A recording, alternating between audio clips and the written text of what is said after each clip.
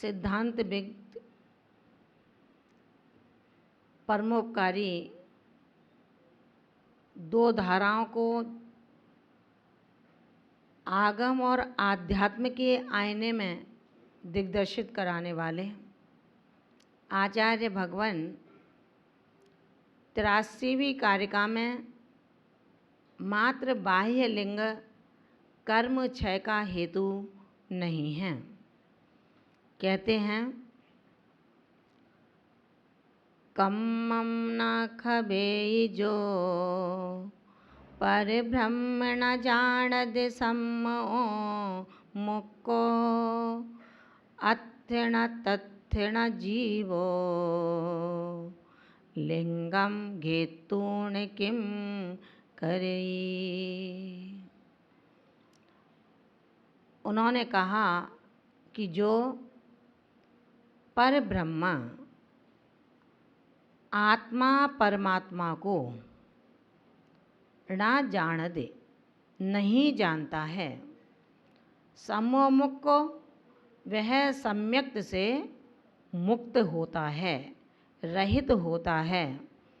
कम्मम कर्मों का न खबेदी न क्षय करता है।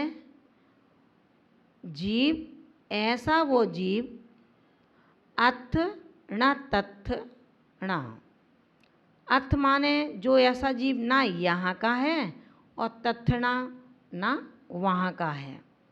लिंगम मात्र वेश घेतूणम ग्रहण करके किम करे दी, क्या करता है। समझ में आ गया। आचार्य भगवान ने कहा कि जो जीव पर ब्रह्मा आत्मा परमात्मा को जानती ना, नहीं जानता है, सम्मुख को वह सम्यक्त से रहित है। कम्मम कर्मों का न खबेदी क्षय नहीं करता है। ऐसा वो जीव जो आत्मा परमात्मा के रूप को नहीं जानता, वो सम्यक दर्शन से रहित होने के कारण कर्मों को क्षय करने में समर्थ नहीं है। ऐसा जीव अत्थणा तत्थणा ना यहाँ का है और ना वहाँ का है। यानी जिसने इस वेश को धारण किया है वो ना गृहस्थ है और ना साधु है। लिंगम केवल वेश मात्र को, जिन लिंग मात्र को घेतूण ग्रहण करने से किम करेदी, क्या करेगा, अर्थात कुछ नहीं हो सकता। जो लिंग धारण करके, वेश को धारण करके भी आत्मा परमात्मा को नहीं जानता, वह सम्यक्त से विहीन है, सम्यक्त से रहित है, कर्मों का क्षय करने में समर्थ नहीं है। ऐसा जीव न यहाँ का है और न वहाँ का है, अर्थात ना वो गृहस्थ है और ना वो साधु है। केवल लिंग मात्र ग्रहण करने से क्या होता है। आचार्य भगवान बहुत ही सुंदर समयोचित कारिका का यहाँ पर वर्णन किया है। वर्तमान परिप्रेक्ष्य में जहाँ चंद्रगुप्त मौर्य के वो 16 स्वप्न हमें याद दिलाते हैं कि युवा धर्म का वहन करेंगे और वृद्ध धर्म से भ्रष्ट होंगे, लेकिन जैन दर्शन आगम की शास्त्रीय भाषा में हमें ये प्रेरित करता है कि युवावस्था में हमने जब दीक्षा के लिए मचल गया ये मन, उस मन को ये तो देखते कि इसे तेज भूख लगी है या हल्की पुल्की भूख है। भाई नाश्ता तो है नहीं साधु का, वो तो एक बार में ही खाना है उसे, जो खाना है सो, है ना। इसी तरह से महाव्रतों की परिपालना साधु के लिए कोई खेल नहीं है। महाव्रतों को अंगीकार करने वाला आत्मा केवल इसलिए दीक्षा नहीं लेता कि मैं चैन से खाऊंगा, केवल इसलिए दीक्षा नहीं लेता कि अब मैं चैन की बजाऊंगा, केवल इसलिए दीक्षा नहीं लेता कि अब मैं भगवान जैसा बन जाऊंगा।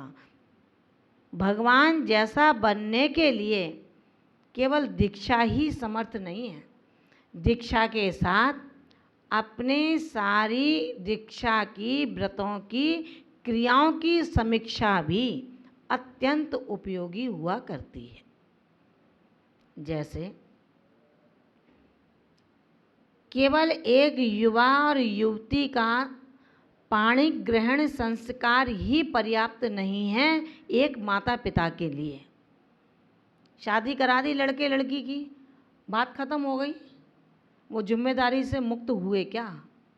मुक्त नहीं हुए जब तक उनको आत्मिक संतोष नहीं होता कि अब अपनी ज़िंदगी ये दोनों मिलकर के एक अच्छी तरह निकाल लेंगे। उनके लिए घर की व्यवस्था करनी पड़ती है, एक कमरे की व्यवस्था करनी पड़ती है, उनके लिए सारी व्यवस्थाएं करना उन माता पिता का कर्तव्य होता है कि लड़का अब बड़ा हो गया है, अब इसके लिए इनकम ऑफ सोर्स की क्या व्यवस्था हो, कैसे अपने परिवार को चलाएगा। आज शादी हुई है, कल परिवार बढ़ेगा। तो ऐसा नहीं है शादी की और एक जिम्मेदारी सिर से उतर गई। इसी तरह एक साधक जो मोक्ष मार्ग पर बढ़कर के मुक्ति कन्या को वरण करने का लक्ष्य बनाया है। साधारण कन्या को लक्ष्य बनाते हैं, भाई ये कन्या अच्छी है, इससे संबंध कर लें, तो संबंध हो जाता है क्या? कन्या के माता पिता वर को अन्वेषण करते हैं, आगे पीछे पूछते हैं, रिश्तेदारियों से पता करते हैं, और जब वो बच्चा कहीं जॉब कर रहा होता है तो उस कंपनी में जाकर के भी पता करते हैं कि भई इसका कितना पैकेज है, करता भी है नहीं करता, कहीं झूठा तो नहीं है बात। ऐसे ही वर पक्ष वाले उस कन्या का खूब शोधन करते हैं, भाई कन्या कहीं ऐसा तो नहीं है चारित्र की हल्की पुल्की हो, इसके पीछे और कोई दो चार दोस्त हों, सबकी इंक्वायरी करते हैं। जब साधारण एक जिंदगी के चंद समय को गुजारने के लिए जिसको हम जीवन साथी बनाना चाहते हैं उसका इतना खोज करते हैं, इतना अन्वेषण करते हैं, लेकिन मुक्ति रूपी कन्या उसके लिए सहजता से प्राप्त हो जाएगी। उसके लिए दूल्हा बनना पड़ेगा, बारात सजानी पड़ेगी और बारात को लेकर उस कन्या पक्ष के दरवाजे तक जाना होगा। अब आप कहेंगे बाराती कौन होंगे, दूल्हा कौन होगा? तो दूल्हा तो जो दीक्षा को ग्रहण कर रहा है, आपने दीक्षा ग्रहण किया है, जिसने महाव्रतों के रथ पर बैठने का मन बना लिया, उसने अपने 28 मूल गुणों से अपनी आत्मा रूपी दूल्हे को श्रृंगारित किया है। अब उसके जो बाराती होंगे वो बाराती 10 धर्म हैं, वो बाराती 4 आराधना हैं, वो बाराती उसके 6 आवश्यक हैं, वो बाराती उसके 12 अनुपेक्षाएं हैं। उस बारात को वो श्रृंगारित करता है, तैयार करता है, भैया तुम्हें हमारे साथ मुक्ति वधू कन्या के लिए चलना है। क्योंकि बाराती नहीं होते तो उस बारात का कोई क्रेज नहीं होता, कोई मूल्य नहीं होता। आचार्य भगवान यहाँ यही समझा रहे हैं, जिस चारित्र को आपने धारण किया है वो चारित्र जबरन दिया क्या गुरु ने? किसी को शायद गुरु जबरन नहीं देते जब तक स्वयं की इच्छा ना हो। जब हमने उस चारित्र को धारण किया, उस वेश को धारण किया, जो वेश दिगंबर वेश है, जिन लिंग है, ऐसे जिन लिंग के लिए आचार्य कुंद भगवंत दंसण अष्टपाउड में भी कहते हैं कि मात्र बाह्य लिंग तेरे कर्म क्षय का कारण नहीं होगा। बाह्य लिंग बिना व्रतों के निर्वाह के जितने भी शास्त्र हैं, जितने भी विद्याएं हैं, जितनी भी ज्ञान हैं, वो साधक ये विद्या, ये ज्ञान, ये शास्त्र कहीं तेरे लिए शस्त्र सिद्ध तो नहीं हो रहे। शास्त्र सामने है और मन के अंदर उंगली भी चल रही है, दृष्टि भी वहीं पर है, लेकिन मन के अंदर चित्त की कल्लोलें जारी हैं। चित्त के अंदर कभी परिवार आ रहा है, कभी मित्र आ रहा है और कभी शत्रु की शत्रुता के भाव आ रहे हैं। शास्त्र सामने है, ये शास्त्र करेगा क्या जब तक मेरे श्रद्धा के लोचन नहीं होंगे। श्रद्धा के द्वय लोचन, हे प्रभु तुझे देख कर के संतति के जन्म जन्म की संतति के कर्म रूपी अर्गल को तोड़ देते हैं। लेकिन जिसके पास द्वय लोचन ही ना हो, बड़े बड़े शास्त्र रखे रहो, तो कभी अपन विद्वता प्राप्त नहीं कर सकते। आचार्य भगवान यही कह रहे हैं, जो साधिका और जो साधक, यानी कि नारी साधिका बनती है और मनुष्य साधक बन जाते हैं, जो मोक्ष मार्ग की ओर बढ़ते हैं। ऐसे साधक और साधिका जब इस वेश को धारण करने के बाद आत्मा परमात्मा के भेद को नहीं जान पाते, आत्मा परमात्मा क्या है इसको नहीं समझ पाते हैं, वह सम्यक दर्शन से च्युत हैं, सम्यक दर्शन से रहित हैं। और सम्यक दर्शन से रहित मनुष्य का अच्छे से अच्छा, कठिन से कठिन दुर्धर तपश्चरण भी कैसा है, 1000 वर्षों में भी रत्नत्रय की से स्वरूप बोध को प्राप्त नहीं करा सकता है। अपन तो अधिक से अधिक बहुत ज़्यादा इस व्रतों में रहेंगे तो 70, 80, 85, 90 वर्ष जो आज उम्र देखी जा रही है, वैसे तो एक समय का ही पता नहीं है, लेकिन अनुमान लगा के चलें आज की जो उम्र है उससे तो 90-100 वर्ष, इससे ज़्यादा कुछ नहीं है। आचार्य भगवान कहते हैं ऐसा कठिन तपश्चरण, कठिन उपवास, नीरस भोजन, सबका त्याग, केवल मूंग की दाल का पानी पीते पीते तुमने समरसी परिणाम नहीं रखे। दिखाने में तो हंसते हो, दिखाने में तो दौड़ते हो, दिखाने में तो अपनी सारी क्रियाएं जारी हैं, लेकिन अंतर क्या कहता है? अंदर ने क्या कहा कि भैया मुझे ये दाल पसंद नहीं है क्योंकि ये मैं पचा नहीं पा रही हूँ। हालांकि एक दाल का छिलका या अन्य दाल के छिलके परेशान नहीं करते, ये चोकर है। इसे तो डॉक्टर और बताते हैं कि दाल के छिलके से सहित दाल लो तो इससे फाइबर जाता है। इससे ये पता लगता है कि तेरी साधना में अधः कर्म की पुष्टि जारी है। जो अधः कर्म की पुष्टि लगी उसके लिए आचार्य भगवंत कहते हैं कि ध्यान रखना कि अपने उस तप के माध्यम से, अपने उन व्रतों के दोष लगने के माध्यम से इस तरह की तपस्या तू 60 वर्ष नहीं, 40 वर्ष नहीं, 100 वर्ष नहीं, वरन 1000 वर्ष कर लेना, लेकिन फिर भी तू जहाँ का है वहीं पर रहेगा।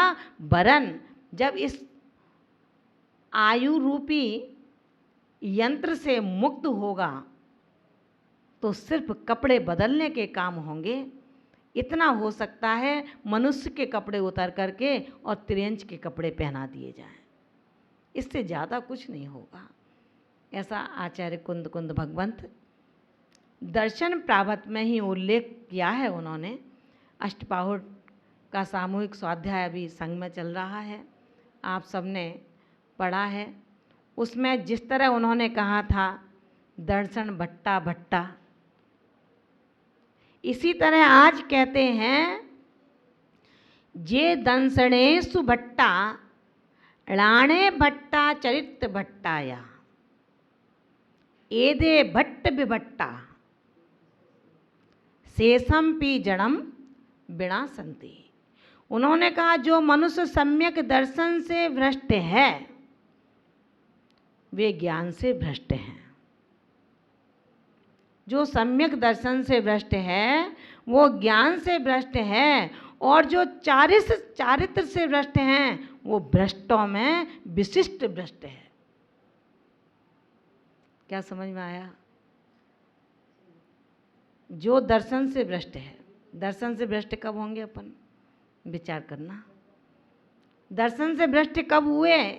जब तुम्हें चारित्रों को दिया गया, इन व्रतों का आरोपण किया गया, गुरु ने कहा था कि एकल विहारी मत होना, अधय कर्म से बचना, अपने व्रतों में कोई ऐसे दोष मत लगाना जिससे ये चुनरिया उतरे नहीं वरन परमानेंट मिल जाए।